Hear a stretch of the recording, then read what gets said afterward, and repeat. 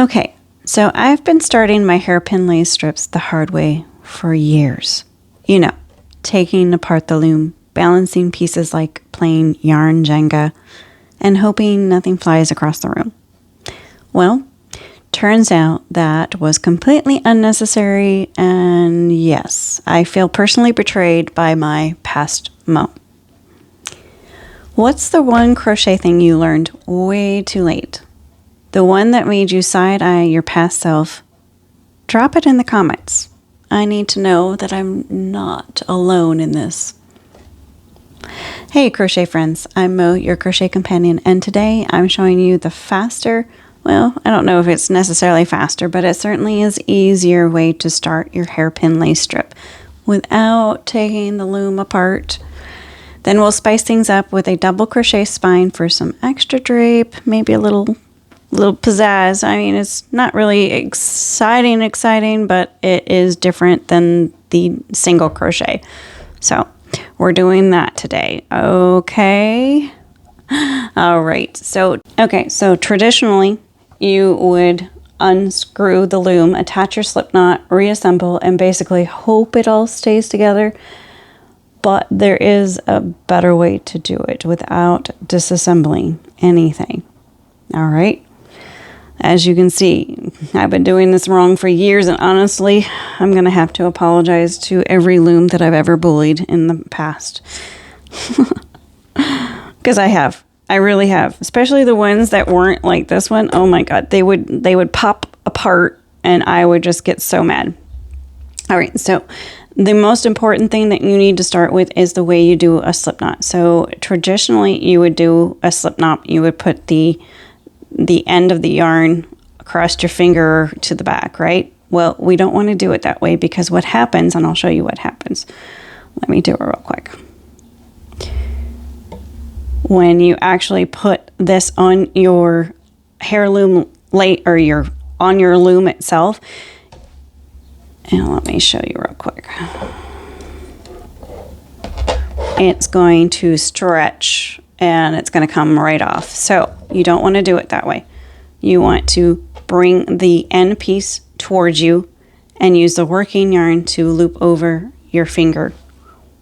Then make your slip knot. That way it stays. And then you'll tighten it up with the working yarn piece, okay? All right, so we're going to put this on just like this. We're going to put our yarn, our working yarn, back behind the loom itself, okay? And you're going to have your hook on the right hand side with your loop already on it, okay? Let me go a little bit closer here. So this is kind of like, for me, because I just learned it myself, it's going to be like working gymnastics when you first start, but that's okay. So what I found that worked for me is I'm going to grab this, and you also want to make sure that you're as close to the middle as you can, okay? So we're going to grab the tail end with my pinky and my ring finger on the left-hand side. I'm going to grab my yarn with my middle finger and my thumb. Well, okay, so it's going to be the middle finger. And then I'm going to grab the part with that's on the hook itself. I'm just going to grab it back behind there with my with my thumb and my index finger. I'm going to grab my working yarn and scoop it through the loop. Now, it's up to you, but I found that it stayed more secure when I created one chain, okay? Then you would go back behind, just like you would traditional hairpin, flip it over, and then just like that, you're pretty much ready to go. So, and the great thing is that you didn't juggle any loom pieces, no stress, just loops and stitches. Now, because we've always done it where we took our loom apart before we put our yarn on, it's gonna feel awkward. I mean, I've been doing that one way a lot of years, and it definitely felt super awkward. Super awkward, but with practice, you will get better. Obviously, it's going to be even more awkward for me because I'm trying to do this on camera on top of my table, and I don't really have a lot of room to work with. So, there's that. All right, so now that we can start our strip without a wrestling match, let's give our hairpin lace a little glow up with a double crochet spine. So this is the way I call it. I call it the spine because this is your spine of your hairpin lace, right? So in traditional, I've already started it with a single crochet, and that was just, oh no, I did. I just started it with a loop. So we're going to start it with a single crochet. Okay. Now we're going to do our traditional way where we grab that front loop, put our hook underneath that front loop, grab our working yarn, and pull up that loop and do that single crochet. Oh my goodness, why am I so awkward today? Okay, so there we have our first piece. Now you're like, wait, I thought we were doing double crochet, right? We're just doing that first stitch as a single crochet so that we have that secure in place, okay? Now that we have that single crochet done, then we can start on the front thing and we can do our double crochet. Now our first double crochet is actually going to be a chain of 2 plus a double crochet. And this is just to start the process, okay? So we're going to do a chain of 2. Okay. Let me zoom in a little bit more. Chain of 2. And then instead of doing it in one strand of yarn, we're going to do it across both strands. And you'll probably need to hang on to it just for a little bit until you start getting a good groove. There you go. So we got 1 double crochet. So we've got a chain of 2 and 1 double crochet. We're not going to actually treat the chain 2 as your first double crochet, just the double crochet. The chain 2 is just to get to the height that you want. Now we're going to turn our loom.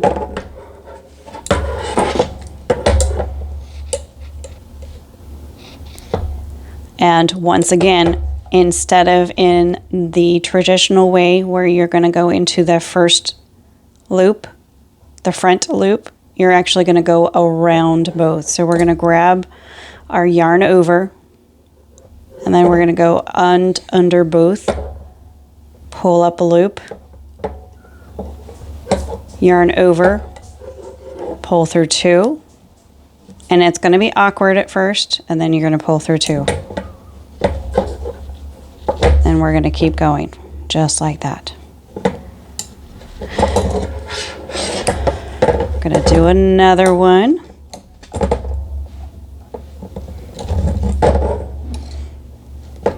Yarn over. Going to grab both of our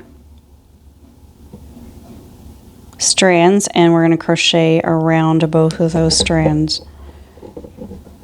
Yarn over, pull through 2, yarn over, pull through 2.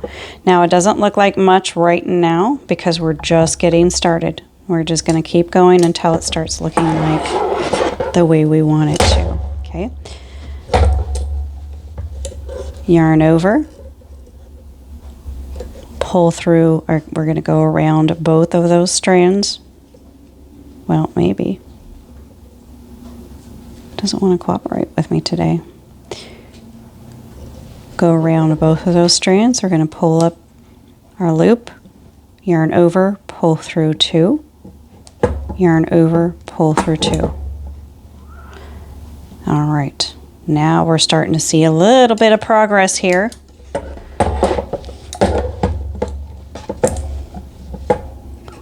Yarn over. We're going to go around both of those loops again.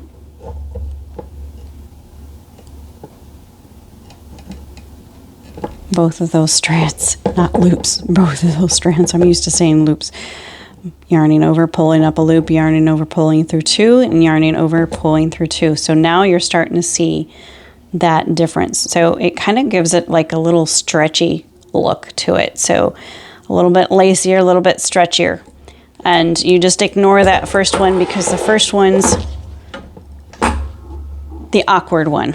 Okay, so I just went away and did a few of these just because I wanted to give you guys the full effect of what it kind of looks like. I actually kind of think it looks a little alien.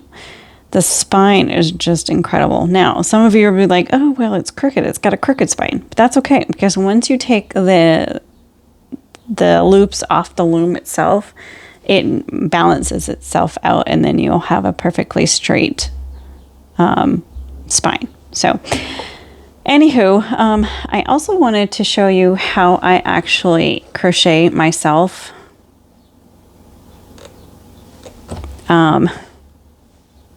You know, when I'm actually crocheting it, just chilling by myself.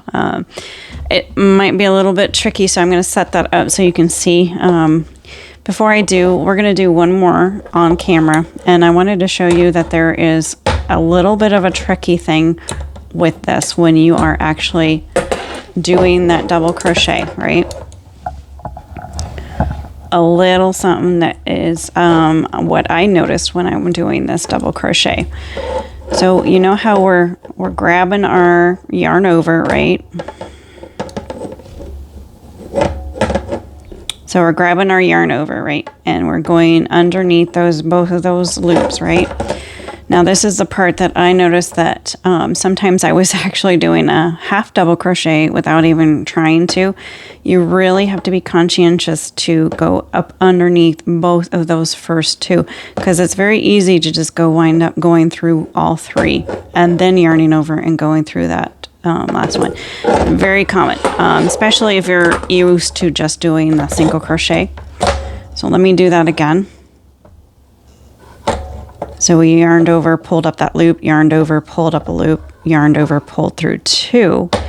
And see how this one kind of sits there, just like if you're not careful, it'll go up over that first strand. We don't want that. We want that to stay on that side of that loop. Well, now that I did that, I can't get it to go back. Let's try that again, okay? So as you can see, even from my example, it can be even tricky even for me, and I'm an advanced crocheter. So we're going to yarn over. I'm going to kind of keep track of my beginning loop by putting my finger on there. So I kind of mash it down together with my index finger. Put my crochet hook under both of those loops, pull up that loop, and then crochet through the first two, and then yarn over and crochet through two. Let me tell you what, learning this stitch was a little bit, to me, it was harder to learn than the mesh for the Irish lace, putting my motifs together.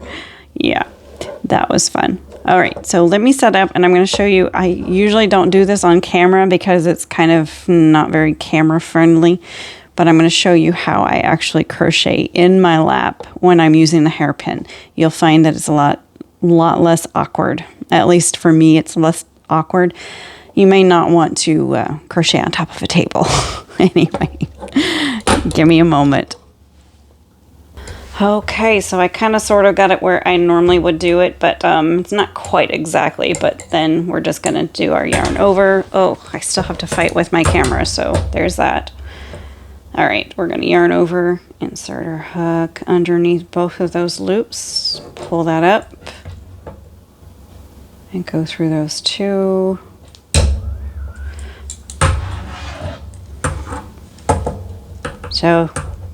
So much easier than having it on top of the table, but it's just not very video friendly. But I wanted you to see my entire process. And yes, you get to see my feet. Get to see my feet, my legs, my little chicken legs. That's what I've been told about my chicken legs since I was young. Thanks to my father, I got his lovely chicken legs. Alright, you know how they've got those socks that look like real chicken legs? Well, honey, I don't need any socks. I've got the chicken legs for real. And what is going on here? What happened to my loop? Okay, there we go. So some real-time troubleshooting there. All right, so let me put it back on my table. I'll be right back. So if you're already imagining frogging your old single crochet strips to June like this, yeah, totally. I am too, because I really dig this alien looking spine. It's kind of cool, but that's pretty much it. We've got a better way to start your hairpin lace that will save your sanity, and a double crochet spine that takes hairpin lace to the next level. If this blew your mind or just made you laugh at my crochet confessions and all my bloopers, because I'm going to leave all the bloopers in there so y'all can see what the real-time work is like. But anyway, if you like that, you like my crochet confessions, hit that like button and let me know how long you've been doing it the hard way. Until next time, may your loops stay loopy, your spine stay tall, and happy crocheting.